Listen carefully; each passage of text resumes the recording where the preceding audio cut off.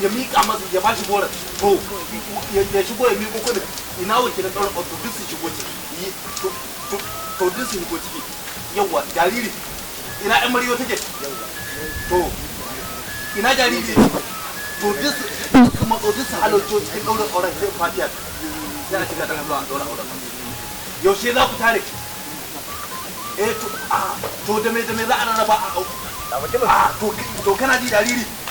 yanda za a yi to saboda wannan da ke ni da kaina ne nake so mu ci komai ba na son a samu sabani dama duk lamarin ku dama kuna saka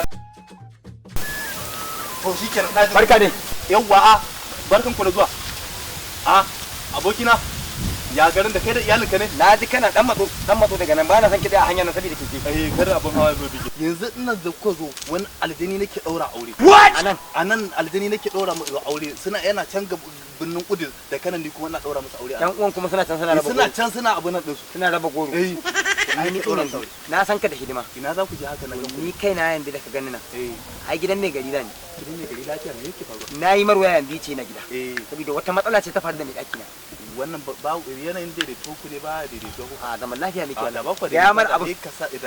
karaji ina jin shekaru baya da suka wuce wani sauro ne ya cije ni na'am shekaru biyu fa kenan ba mu ga sauron nan ba sai yau ina gyare na ganshi kika ga sauron ka toto da shi shine na gaya mai gida na aka kira ni gari to mai garin me zai a'a ai dole in kai ƙara sauran saboda na je na ga mai gari ce yanzu nan zo in same shi a gida za a to da mota a ji a ɗauko wannan sauro saboda ya fi ƙarfin ka rike za a taho da mota a je a ɗauko sauran ba za a ɗauko shi a to da shi da gaskiyar lamari ba fa zan yadda ba saboda ya ja jinin yarinyar nan ya fi jarka hudu ke ja jinin na ki jarka biyu kwarai kuwa jinin ki sauran ya ja jini na fa ya ja shekaru biyu da suka wuce sai ka ga sauran wallahi yanzu kai ma shirya har galan biyu saboda ka san matsalar dai shekara wai kafa ta nake duba in ga aljana ce ko kuwa ka san dai shekara ina yanka raƙumi to lokacin da ya cije ta ai mugunta yi da ya zuki jinin heje zube shi a makwarara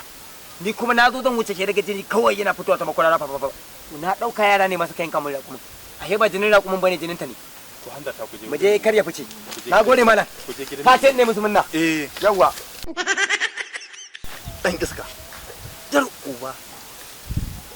wannan fa yafi ni iskanci billahi bihi da na hango ina ta abun nan domin abun nan amma shi kuma jar uba